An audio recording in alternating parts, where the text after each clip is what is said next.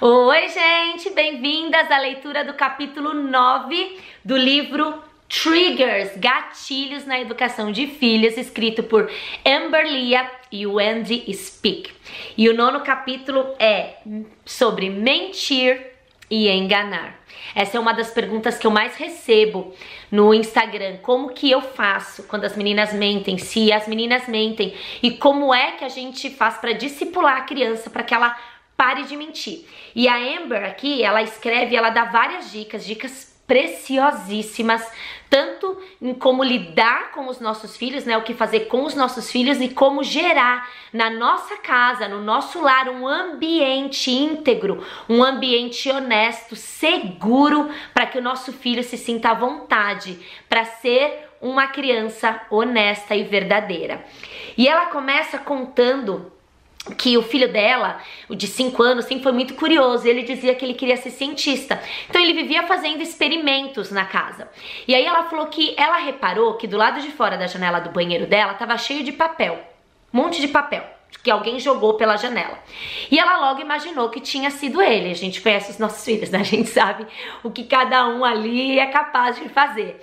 E aí ela falou que chamou o filho dela e perguntou: eu observei que tem uns lixos ali fora da janela do banheiro, é você que tá jogando? E ele falou: não. E como mãe a gente conhece aquela carinha, né, quando os nossos filhos falam não, mas a gente sabe que é mentira. Muitas vezes fica muito na cara que eles estão mentindo. E aí ela disse que ela chamou ele pro quarto e ela chama esse momento de conversa com graça.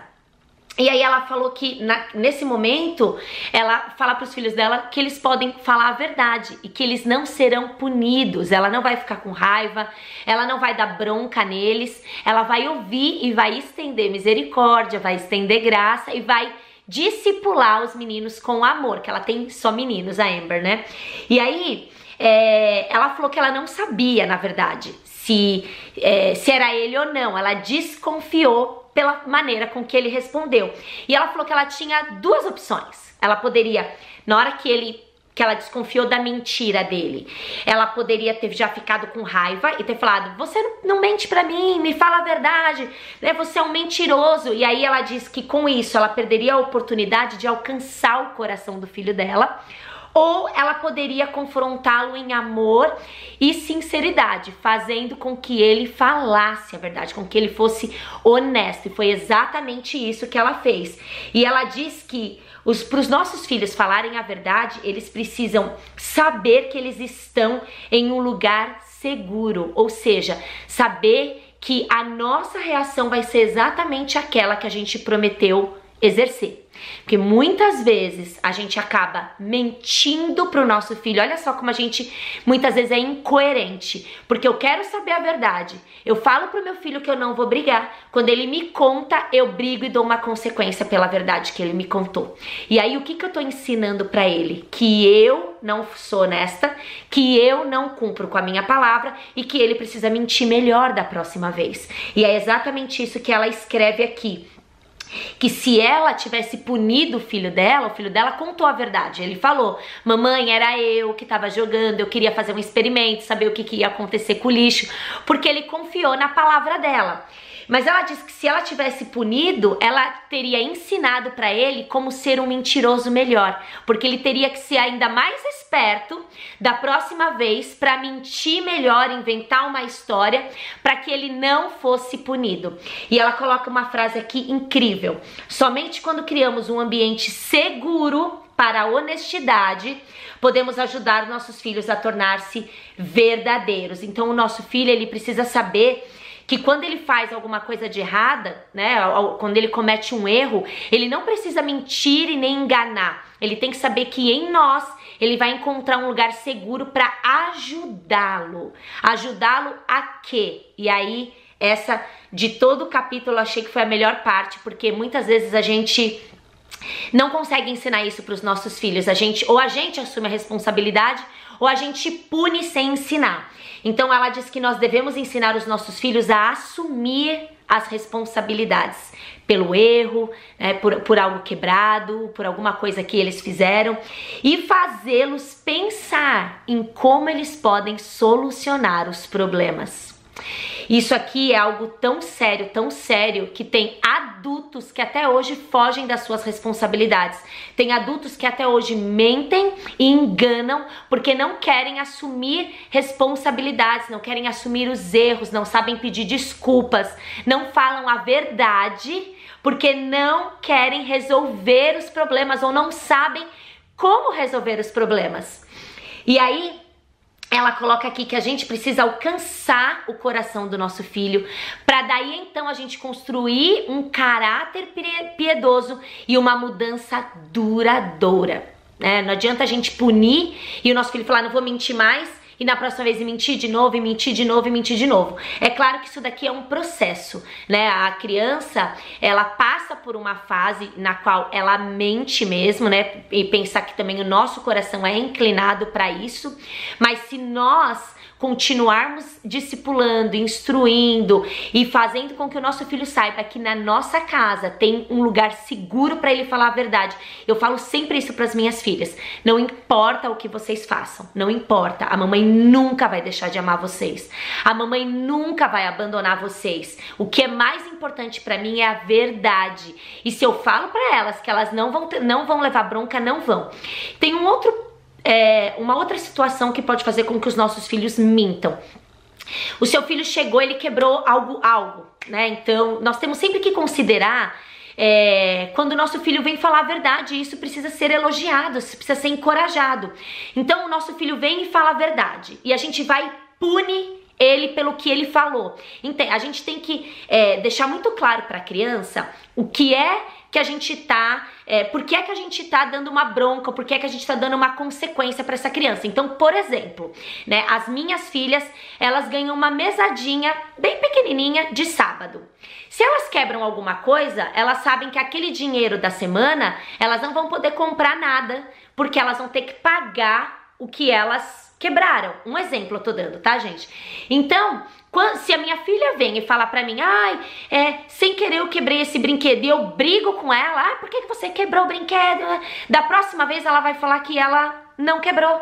Ela vai ficar com medo. Então eu tenho que deixar bem claro que ela assumiu a responsabilidade e eu elogio a coragem dela de ter me falado a verdade. Obrigada por ter sido honesta, só que como o brinquedo foi quebrado, nós precisamos consertar. E para consertar vai dinheiro, então você vai ter que pagar com o seu dinheirinho, tudo bem? É claro que inicialmente elas não gostam, mas elas precisam entender que essa é a realidade, né? A nossa realidade é assumir as consequências do que nós fizemos, e essa é uma das maneiras de ensinar o nosso filho. Então, quando a gente quer dar uma consequência para o nosso filho, a consequência tem que ser muito pontual. Ela não pode ser somente, como ela disse aqui, gritos e humilhações e rótulos, seu mentiroso, né? Não, isso não vai resolver, isso não vai ensinar, isso não vai discipular. Nós precisamos ser pontuais e a consequência tem que ter a ver com o que aconteceu. Muitas vezes a gente, na ânsia, né, de querer mudar aquele comportamento da criança com a nossa força,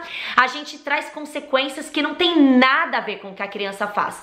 E muitas vezes a gente gera dentro do nosso lar um ambiente que não é seguro para essa criança. E aí ela traz aqui um ponto também muito, muito bom, que ela fala aqui, e eu queria que você fizesse esse exercício agora. Ela pede para você se colocar no lugar do seu filho. Então imagina que você é o seu filho e você precisa contar algo para sua mãe, uma verdade, e essa mãe é você. E aí ela diz que como é que o seu filho enxergaria você? Ele vê você, ele sabe quais as expectativas, as suas expectativas em relação a ele. Ele sabe que tipo de reação você vai ter quando ele te contar alguma coisa, quando ele fizer alguma coisa. Entende aonde ela tá querendo chegar? Que se o seu filho tem medo de você, se o seu filho não conhece as suas reações, se o seu filho não sabe exatamente quais são as suas expectativas, se isso não está claro, ele vai temer. E quando ele teme, quando ele tem medo de você, ele tende a querer mentir ou te enganar. E isso até para coisa boa. Muitas vezes a criança é boazinha, mas ela está enganando para ela conseguir ter de você algo. Então, nós precisamos fazer com que os nossos filhos sejam completamente honestos, íntegros, serem inteiramente honestos. E eu quero trazer mais um ponto em relação à mentira e enganar. E eu quero trazer um exemplo aqui da minha casa. Uma vez, como a gente tem que tomar cuidado com isso, né? Uma vez a Sara, isso eu tô falando de reações, tá, gente? Uma vez a Sara, ela tava me ajudando na cozinha. E me ajudando na cozinha, ela derrubou. Eu não lembro se era leite, alguma coisa ela derrubou no chão. E aí, na hora que eu olhei, eu falei, ai, né? Nossa, sujou toda a cozinha. Aí eu falei, tudo bem, filha, eu vi que você tava querendo me ajudar. Aí eu falei, então me ajuda agora a limpar, né? Porque caiu e tal. Se eu tivesse tido uma reação exagerada diante da ajuda dela, né? Ela tava me ajudando, de uma ajuda que falhou, o que eu teria colocado pra ela? Não me ajude mais. Você entende como muitas vezes a gente molda os nossos filhos sem saber? Às vezes o nosso filho tá querendo fazer algo bom pra nós e a gente dá bronca. Seu filho tá vindo te agradar com o café da manhã, ele tropeça, cai tudo no chão. Você briga com ele, mas ele tava querendo ser gentil. Quando a gente pune as boas ações por um erro que a criança cometeu durante aquela boa ação, a gente tá tirando daquela criança aquele coração gentil, aquele coração bondoso. Então nós temos que tomar cuidado quando o nosso lar está fora de controle, quando as nossas emoções estão fora de controle. E é o que ela fala aqui, quando a gente pune a criança por qualquer coisa. A criança, ela perde completamente a noção do que é certo e do que é errado. Porque se ela ajuda e na hora que ela tá ajudando, ela deixa cair e ela é punida, então ela entende que se ela ajuda, é errado. Eu entendo que se eu minto também é errado. Então mentir é errado, ajudar é errado. A gente muitas vezes deixa os nossos filhos confusos e é por isso que nós precisamos estar atentos ao comportamento e o que está por trás daquele comportamento. Então, ele derrubou isso no chão por quê? Foi uma desobediência? Ou ele só estava querendo me ajudar? Entendem onde eu quero chegar? Então, ela coloca aqui que a nossa correção, ela deve ser em amor, com a verdade da palavra. Lembra, a gente já falou sobre isso em outros vídeos. É o Espírito Santo que convence do pecado. E eu entendo que a gente não quer que o nosso filho minta pra gente. A gente quer que o nosso filho confie na gente. Então, talvez a primeira postura que a gente deve mudar, como eu tenho dito aqui praticamente em todos os vídeos, é a nossa. Nós somos exemplo de retidão, de integridade, de justiça para os nossos filhos. E aí, ela coloca alguns versículos e eu quero finalizar com isso. Nós, como pais, está escrito em Colossenses 3:21, pais, não irritem seus filhos, para que eles não desanimem. Efésios 6:4 diz, pais, não irritem seus filhos, antes criem-nos segundo a instrução e o conselho do Senhor.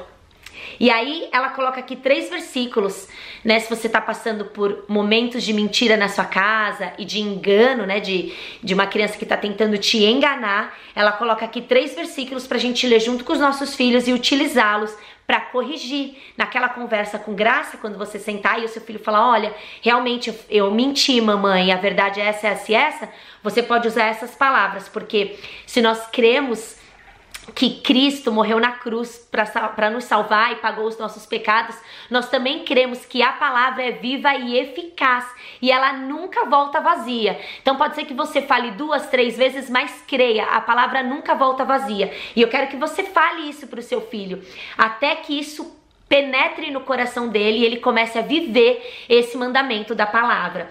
Em Provérbios 6, 16, 19 diz assim, há 6 coisas que o Senhor odeia, 7 coisas que ele detesta. Olhos altivos, língua mentirosa, mãos que derramam sangue inocente, coração que traça planos perversos, pés que se apressam para fazer o mal, a testemunha falsa que espalha mentiras e aquele que provoca discórdia entre os irmãos. Em 1 Pedro 3,10 está escrito, pois quem quiser amar a vida e viver dias felizes, guarde a sua língua do mal e os seus lábios da falsidade.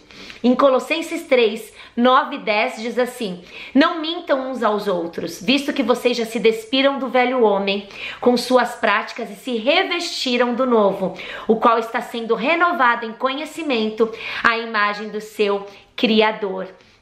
Então, que a gente possa não só pregar essas palavras para os nossos filhos, mas que a gente possa ser a própria pregação, que a gente possa ser essa palavra viva no nosso lar. Vamos orar? Senhor, nós queremos te agradecer, Pai, por mais esse capítulo com tanta sabedoria e conhecimento, Pai. Nós sabemos que a tua palavra é suficiente, é por isso que nós precisamos conhecer a tua palavra, Pai. Derrama sobre nós mais sabedoria, ensina-nos a criar o nosso lar um ambiente seguro, para que o nosso filho seja honesto, para que o nosso filho confie em nós. E nós te pedimos também, Senhor, que o Senhor nos ajude a controlar as nossas emoções, que nós sejamos sensíveis para entender o comportamento do nosso filho, que não sejamos como mulheres descontroladas, que punem os seus filhos por qualquer coisa, que deixam as emoções controlar as nossas reações. Não, Pai, nós queremos ser mulheres mansas, com domínio próprio, Pai, humilde. Nós queremos guiar os nossos filhos, Pai, na tua palavra e viver de verdade a tua palavra. Então, Senhor, cria em nós um coração manso, Pai, renova o nosso coração. Precisamos de ti, Senhor, que o Senhor possa arrancar raízes, Senhor, para que a nossa postura seja transformada e que dessa maneira nós venhamos a impactar dentro do nosso lar a vida da nossa família, Pai. Em nome de Jesus, eu quero hoje pedir que os teus anjos, Senhor, acampem ao redor dessas casas.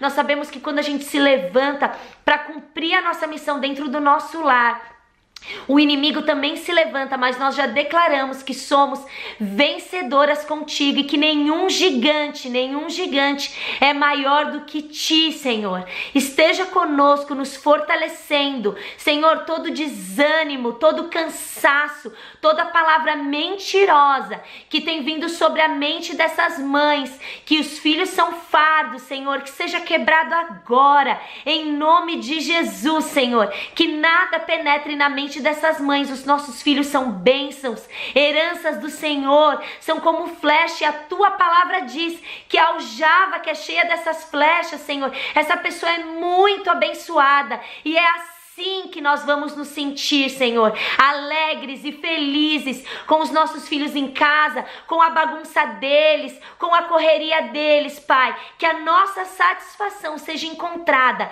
nessa missão tão preciosa que o Senhor colocou nas nossas mãos, ser mães e discipuladoras dos nossos filhos. Em nome de Jesus, amém! Gente, até a próxima. Amanhã eu volto com o capítulo 10. Um beijo. Amanhã é manipulação. Tchau.